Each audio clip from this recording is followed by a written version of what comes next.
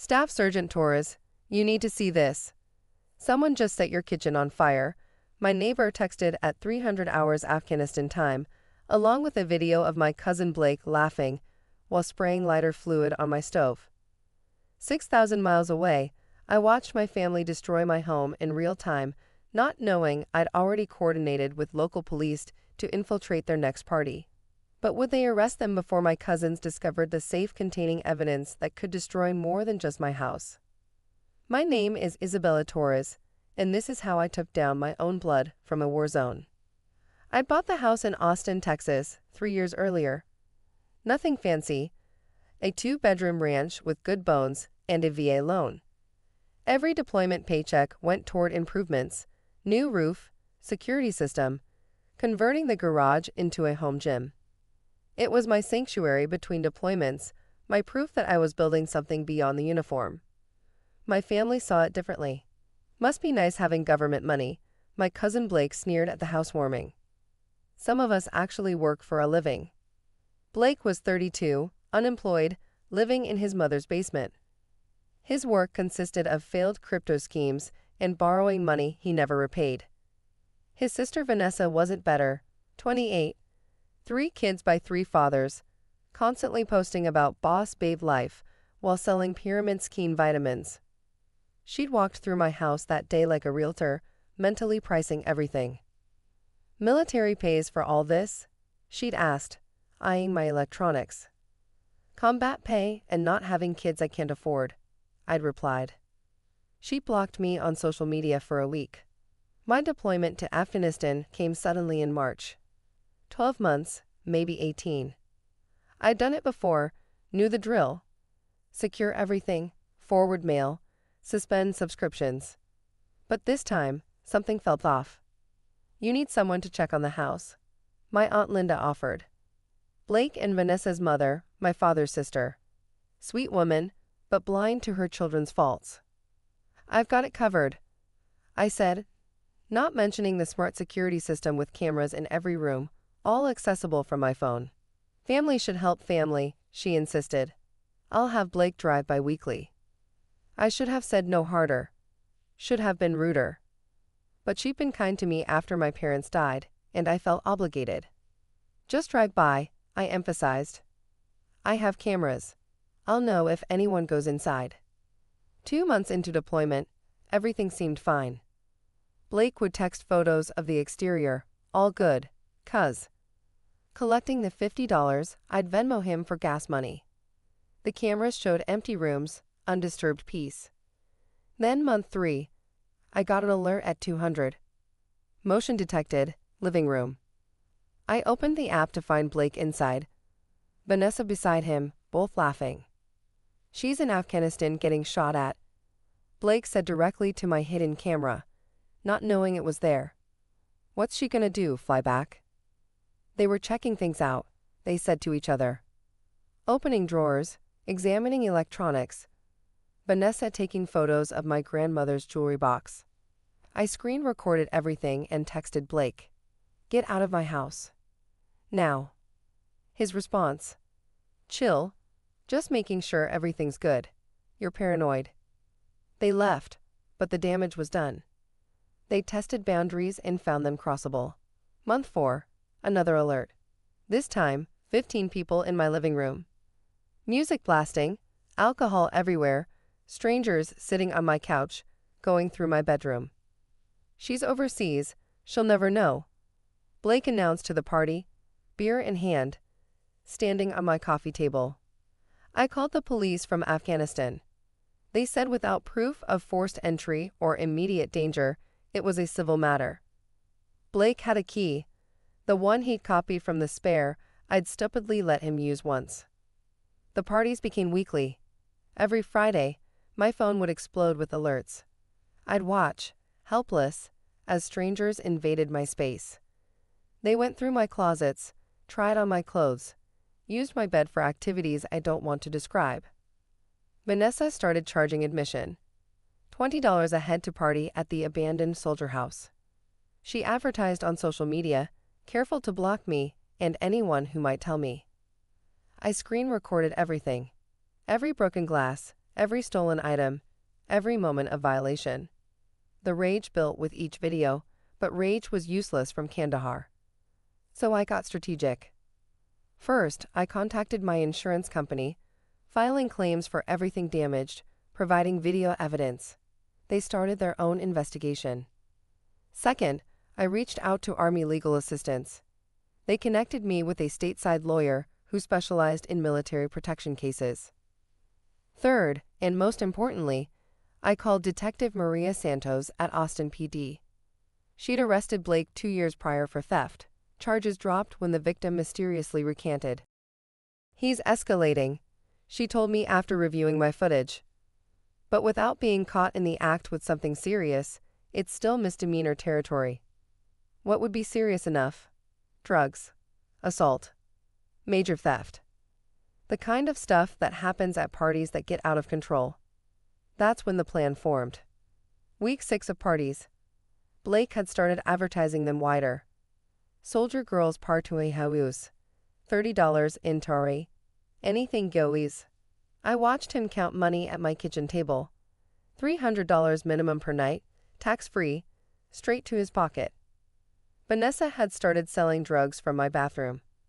I had footage of transactions, packages exchanged for cash. They've caused approximately $30,000 in damages so far. Broken windows, destroyed furniture, stolen electronics. But the worst part came during week 7. Blake found my military shadow box, the one with my medals, patches, unit coins, gifts from battles, from fallen friends, irreplaceable memories. "Check this out," he laughed, putting on my Purple Heart. "I'm a war hero." He threw my bronze star across the room. Vanessa used my combat patches as coasters. Someone stole my unit coins, 57 of them, each representing a moment, a person, a memory. I sobbed in my bunk in Kandahar, my squad leader finding me at 400, shaking with rage. "Torres, what's wrong?" I showed her the footage. She watched in silent fury. "You need to end this," she said. "I don't care how." That's when Detective Santos and I developed the real plan. The next party was advertised bigger than ever. Blake promised special entertainment and party favors courtesy of Vanessa's connections. They expected 100 people. What they didn't know was that Detective Santos had shared the social media posts with Narcotics Division, or that 15 undercover officers had RSVP'd, or that marked bills would be used for entry fees and drug purchases, or that the moment Vanessa sold to an undercover, the whole house would be raided. Friday night, 2100 Austin time, 7:30 Saturday morning Afghanistan time. I'd specifically requested a mission light day, telling my CO I needed to handle a family emergency via video call. I watched on my phone as people arrived. Blake at the door, collecting money, counting bills. Vanessa in the bathroom with her scale and bags. The undercovers mixed perfectly with the crowd, young officers who looked like college kids, older ones who looked like Blake's sketchy friends. At 21:47, Vanessa sold 3 grams of cocaine to Officer Mitchell, age 23, looking like every other party kid there. At 21:48, Detective Santos gave the signal. At 21:49, my front door exploded inward. I was 10 police. Everyone on the ground. The cameras caught everything in beautiful HE clarity. Blake trying to run, tackled in my hallway. Vanessa attempting to flush drugs, caught red-handed. Party-goers screaming, crying, some trying to escape through windows. And then, the best part, Blake's phone call to his mother, on speaker in the patrol car, picked up by my doorbell camera. "Mom, I'm being arrested. At Isabella's house. It wasn't my fault." "What were you doing there?" Aunt Linda's voice, confused. "Just checking on it like she asked it." With 100 people and drugs. Detective Santos interrupted. "Ma'am, your son's being charged with breaking and entering, destruction of property, theft, operating an illegal venue, and conspiracy to distribute narcotics." The silence from Aunt Linda was deafening. Vanessa's charges were worse. Possession with intent to distribute, occurring in a residence she didn't own.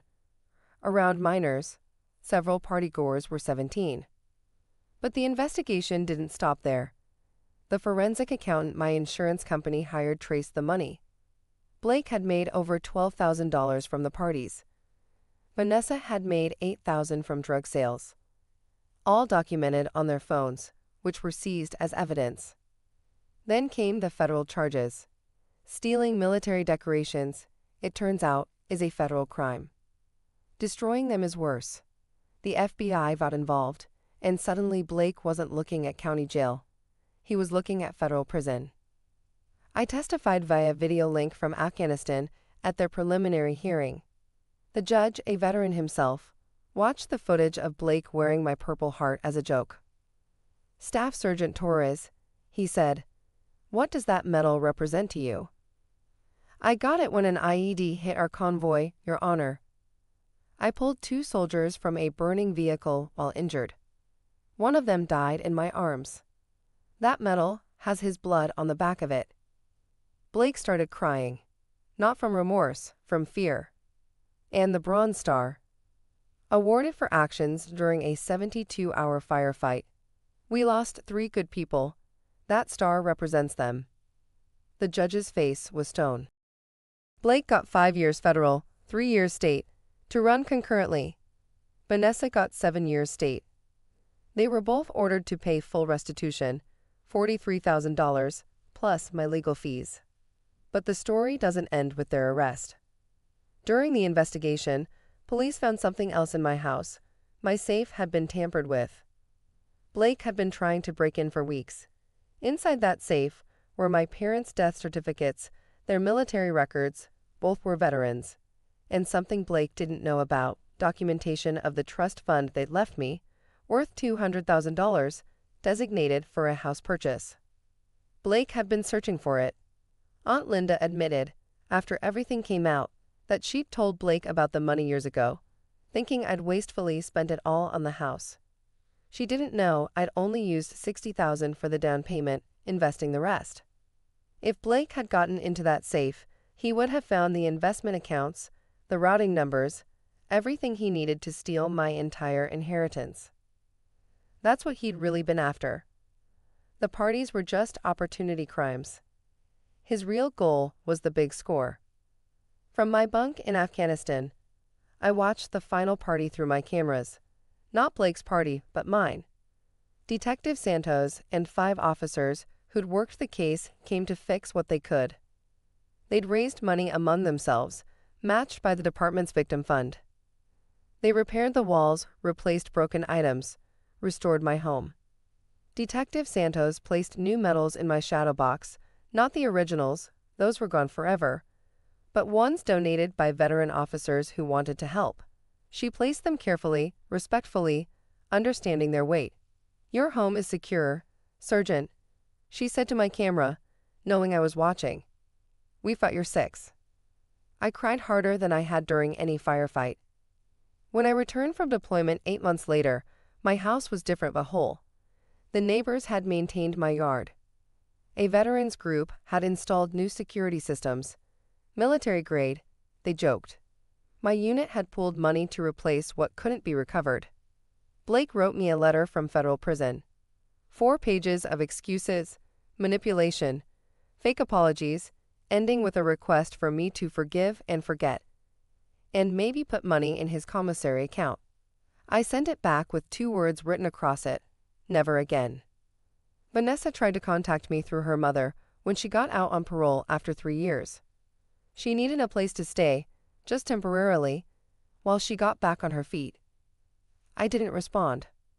Aunt Linda still sends Christmas cards, acting like nothing happened.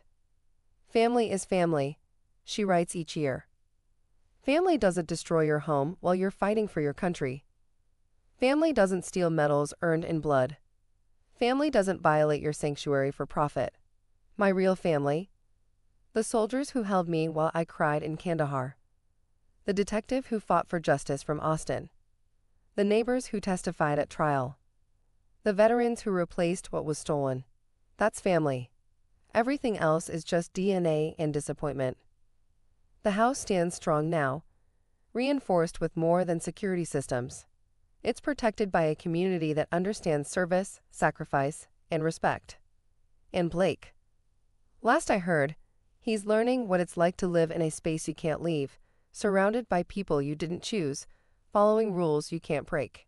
He's got 3 more years to think about the parties he threw in my home while I was overseas. I hope every day feels like a deployment he can't come home from.